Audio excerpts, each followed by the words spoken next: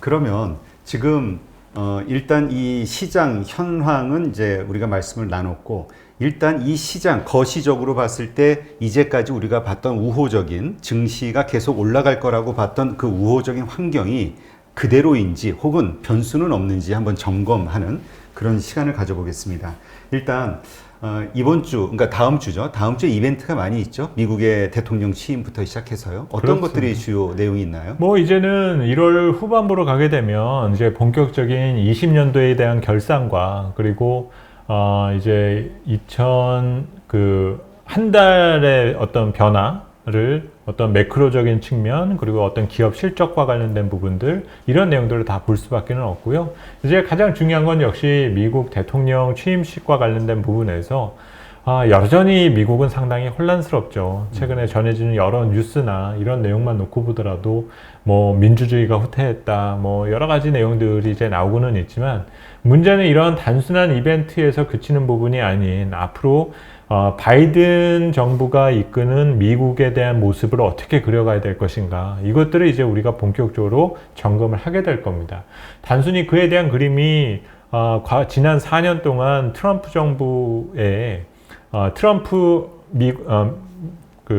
대표되는 어떤 미국의 상황을 뒤바꿀 것인가 아니면 이 모습 등을 어느 정도는 남겨둔 가운데 자기만의 색깔에 무엇을 담을 것인가 이런 내용들을 이제 하게 될 것이라는 거잖아요. 그리고 역시 이제 이런 이벤트적인 부분은 그 거시지표 그리고 기업 실적 이런 내용들을 전부 다 결합해서 보았을 때 가장 찜찜한 부분 중에 하나가 우리가 증시의 아주 대표적인 격언 중에 하나가 있죠. 소문에 사서 뉴스에 팔아라. 맞아요. 예. 요새 그게 너무 현실화되는 것 같아가지고. 그렇죠. 그러니까 우리가 그동안에 좋다고 생각해왔던 여러 모든 것들이 하나둘씩 지금 계속 뉴스로 들리기 시작을 하고 있어요. 문제는 워낙 시장의 에너지가 충만해 있다 보니 이 뉴스가 새로운 동력원으로서 지금 사용되고 이 뉴스가 새로운 동력원으로 써먹힐 수 있었던 부분 중에 하나는 지금 시중에 들어오는 돈들이 새로운 돈들이라는 거거든요.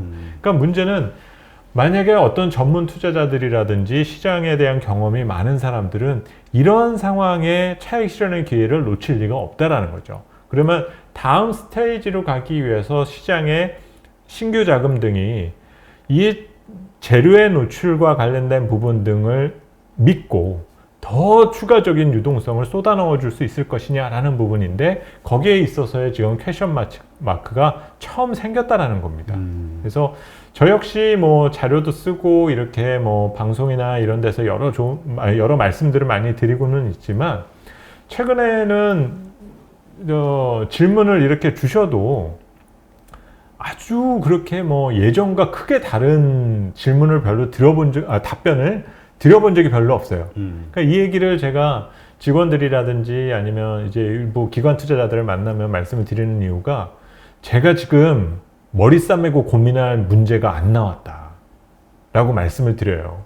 문제가 제대로 주어져야 저도 거기에 대한 해석과 시장에 대한 판단을 내릴 텐데 지금은 장세가 분석가의 영역이 아닌 투자자의 영역입니다. 그래서 1월 마지막 주로 향해 가는 과정에서의 여러 이벤트적인 요소는 과연 그 이벤트가 실제로 다뤄지게 되었을 때 반응이 어떠냐가 가장 중요할 수가 있다라고 볼 수가 있습니다. 네. 그러니까 요번에 연준 파월 의장이 이제 발표를 바로 어제 연설을 했죠, 오늘. 근데 그 전에 지난번 그 연설에서 테이퍼링 그 연준의 그 어떤 점도표 이런 것이 나온 거 가지고 맞습니다. 예, 네. 그거 가지고 시장이 되게 불안해했잖아요. 네, 여러 가지 맞죠. 이번에 파월 의장이 어떤 말을 할까 거기에 따라 시장이 또 완전히 달라지지 않을까 우려를 했는데 이건 그만큼 시장이 불안해한다는 거고 그거는 그만큼 에너지가 약하다는 의미 아닌가요? 우선은 우리 국내 투자자분들은 엄청 열심히 공부하세요. 그래서 네.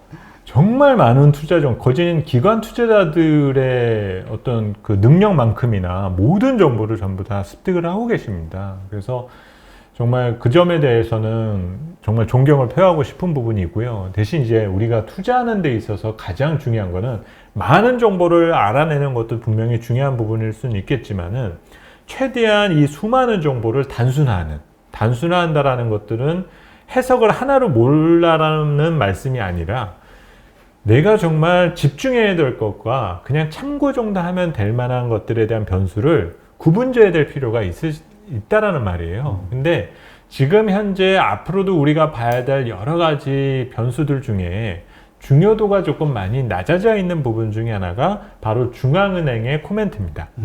그래서 바로 오늘 같은 경우도 우리 한은에서 그 기준금리를 동결을 했고, 네. 뭐 자산 시장에 대한 이런 상황에 대해서 약간 뭐 과열 여지가 있는 것 같다. 그리고 뭐 여전히 경제 회복 속도는 더디다. 뭐 연준하고 별반 다르지 않는 반응을 보여주었었거든요. 그래서 지금 주식시장이 뜨겁고 자산시장이 뜨거워지다 보니 여기에 제동이 중앙은행의 통화정책에서 시작되지 않을까라고 걱정을 하시는 분들도 있는데, 문제는 이거는 미래에 발생 가능한 그 잠재 불안 요소를 너무 빨리 끌어오셨다라는 거예요.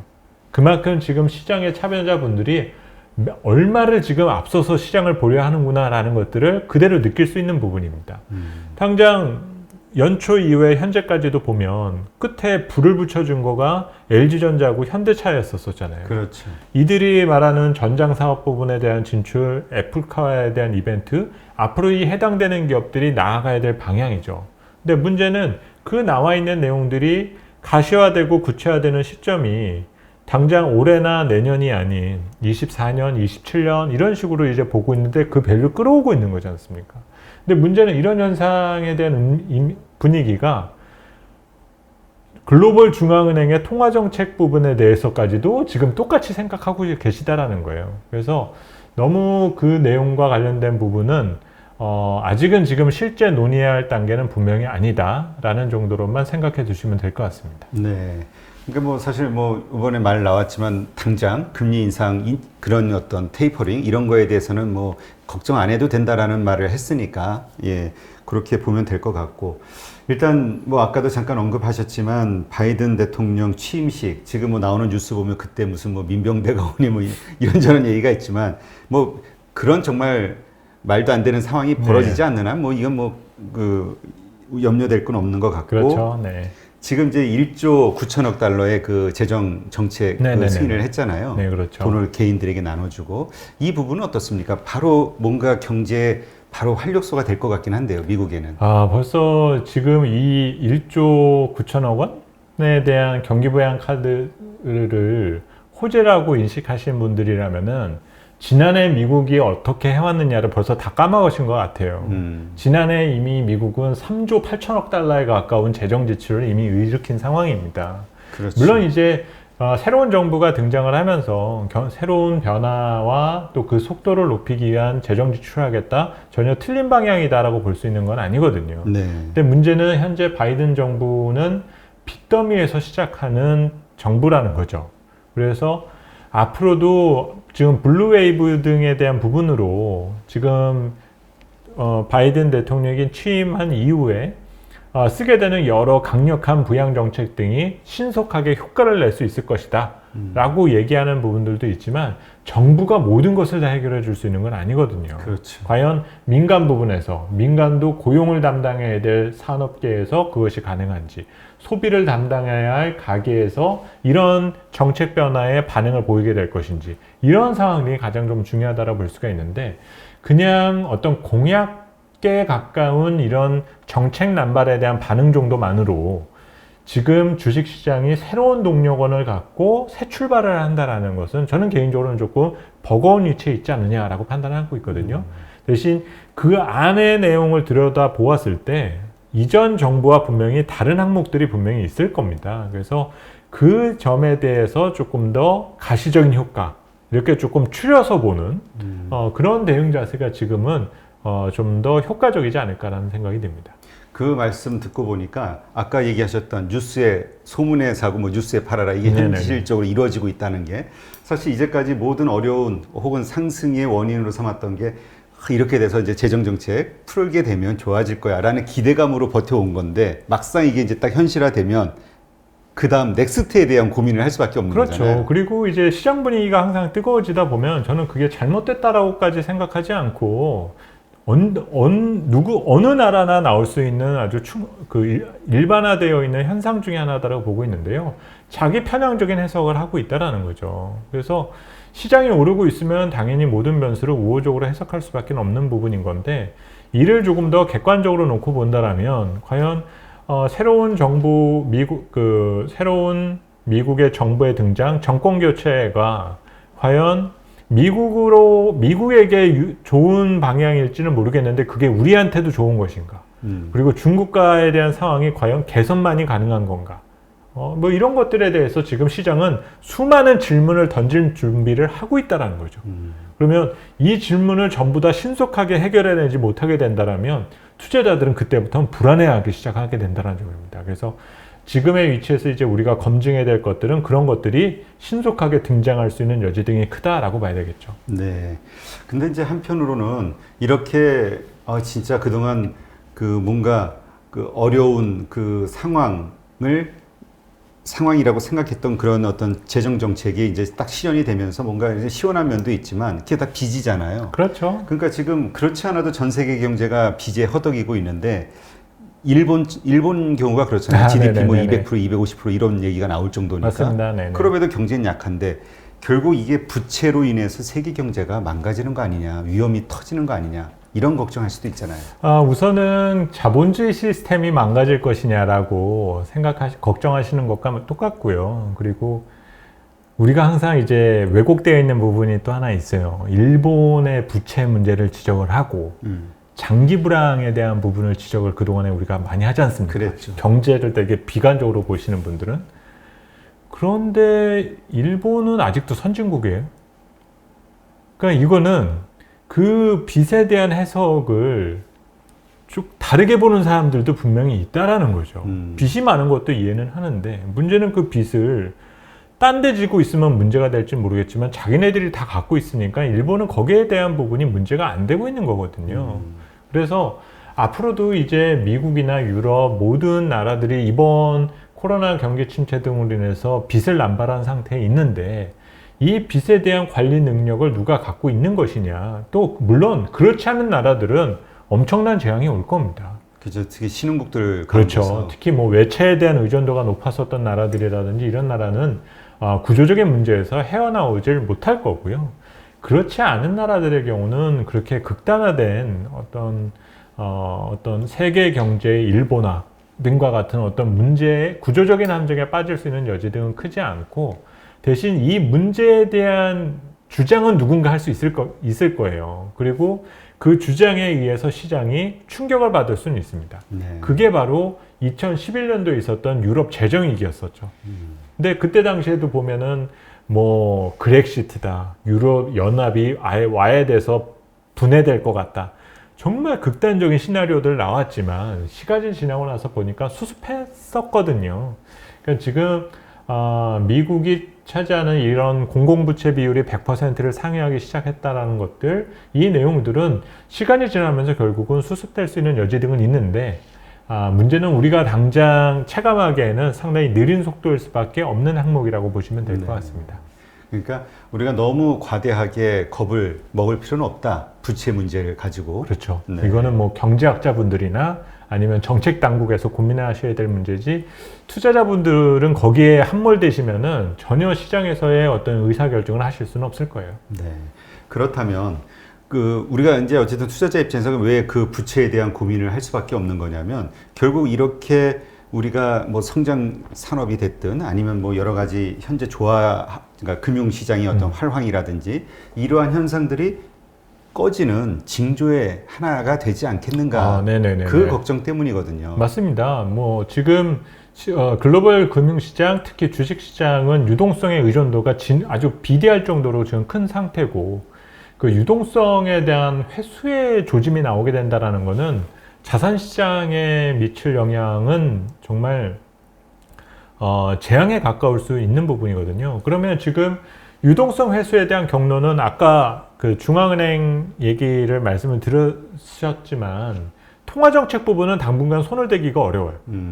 그러면 이제 과연 재정 부분에서 손을 댈 건가 이거를 체크를 해봐야 되는데 사실은 가게나 기업이 돈을 벌어야 세금 낼 돈이 있을 거지 않습니까? 그렇죠. 근데 문제는 시장에서는 또 여러 가지 논의들이 있을 거예요. 지금 경기는 침체되어 있지만 자본소득이 늘어나고 있으니 돈을 번 사람들은 돈을 좀 내줘야 되겠어.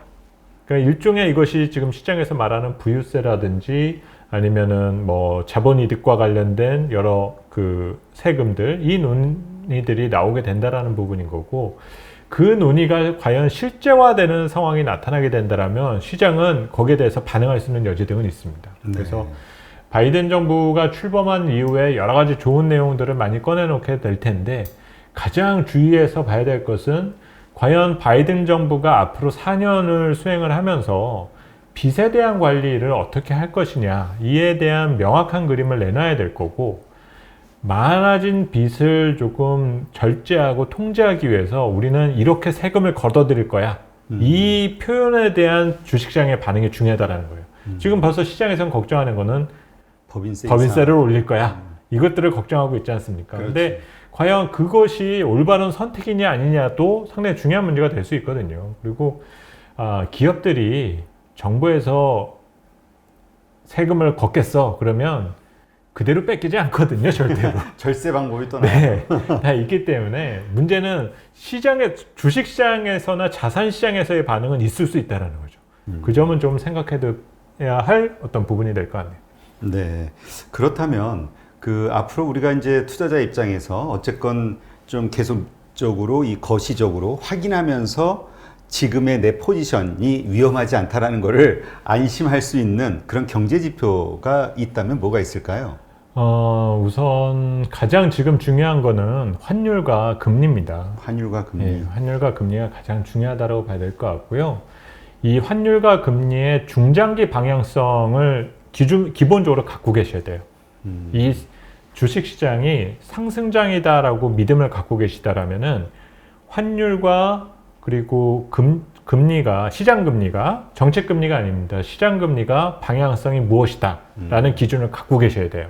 그러면 주식시장이 정말 강하려면은 환율, 그러니까 원화를 기준해서 보면 원화가 강세, 원달러 환율로 말하면은 환율이 계속 떨어져야 됩니다. 네. 그리고 금리로 따지면 금리는 계속 올라야 돼요. 이 얘기가 수출도 잘 된다는 얘기고 경제가 좋아지고 있다는 것들을 증명하고 있는 부분이기 때문에 중장기 시각을 갖고 계셔야 돼요.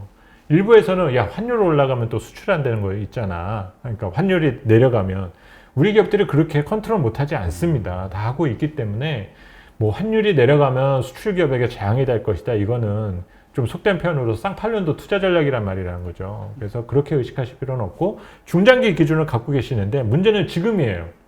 지금 자꾸 환율이 연초부터 자꾸 올라가고 있다는 거죠. 그렇죠. 그리고 시장 금리도 올라가고 있는데 지금 방향이 혼선이 나오고 있어요. 이 금리가 올라가는 거에 대해서 경제가 좋아진다라는 표현을 쓰기보다는 말씀하셨던 것처럼 테이퍼링 하는 거 아니야? 뭐 이런 것들에 대한 얘기들을 자꾸 꺼내들고 있다는 거죠. 이런 현상이 나오게 되면 시장이 유동성, 금융시장의 밸런스가 무너집니다. 금융시장의 밸런스가 무너지는 거는 위험자산으로 대표되는 주식과 안전자산으로 대표되는 채권이 있는데 오버밸류 영역에 있는 주식에 대해서는 부담을 느끼면서 저평가를 향해서 가는 채권에 대해서 자꾸 매력을 느낀다는 거예요. 주식만 하시는 분들은 전혀 이해를 못 하실 텐데 조 단위로 투자하는 글로벌 자본가들은 최근에 이렇게 시장 금리가 올라가는 상황을 무척 즐기고 있다는 거죠. 네. 이쪽에다가 대량으로 돈을 넣을 수 있겠다라는 생각 때문에. 그러니까 우리가 보통 금리 인상, 그러니까 시중금리라도 이제 이 올라가는 것 자체를 좀 불안하게 봤는데 이런 것도 어떻게 보면 경제가 좋아지고 있다는 하나의 신호로 볼 수도 있는 상황으로 볼 수 있는 거네요. 그렇습니다. 정말 시장에 대한 부분을 정확하게 배우시고 그리고 우리 시장을 오래 보셨던 분들이라면 우리 주식시장의 고유의 특징 중에 하나가 있어요. 네. 우리나라 주식시장이 추세적으로 올라갈 때 나타나는 현상은 시장금리도 같이 올라갑니다. 네. 근데 이제 일반적으로 투자자분들은 금리가 올라가면 주식에는 안 좋은 일이야 라고 이제 선을 그으시는 부분 등이 있거든요. 근데 그렇게 생각하실 필요가 없다라는 거죠. 금리가 올라간다라는 거는 채권 가격이 하락한다는 얘기거든요. 네. 그러면 지금 지난해 연말부터 현재까지 채권 투자자들은 엄청 공포스러워요. 왜냐하면 자본 손실이 발생되고 있거든요. 그렇죠. 그리고 앞으로도 그게 상당 기간 계속될 것 같다라는 거는 공포에 휩싸여져 있어요. 그러니까 우리가 이 금리 인상도 어떤 환경에서 금리가 올라가는지에 따라서 그렇죠. 이게 좋은 금리 인상이 있고 예, 경제에 안 좋은 금리 인상이 있는 거네요. 맞습니다. 그러니까 향후에 정책금리라는 것들이 인상되는 시기에도 만약에 지금 정말 물가 상승 압력이 소비를 저해하고 경제를 조금 훼손시킬 수 있는 위험이 있기 때문에 해야 해 라는 표현이 나온다라면은 정말 그런 금리 상승을 의식하실 필요는 있는데 그때는 이미 금리가 많이 올라 있을 거거든요. 네. 근데 지금은 전혀 그런 환경과는 거리가 있다라는 거죠. 네. 그래서 금리가 올라가는 환경이 절대 시장에서는 나쁘지가 않고 앞으로도 장세가 오르기 위해서는 필요한 전제 조건의 하나가 될 수 있다라고 보실 필요가 있습니다. 네. 그러니까 이러한 지표들을 보면서 현재 내가 위험한 상황인지 아닌지를 이렇게 분간해가면서 맞습니다. 네네. 자신의 포지션 정리를 할 수 있겠네요. 네, 맞습니다. 네, 알겠습니다.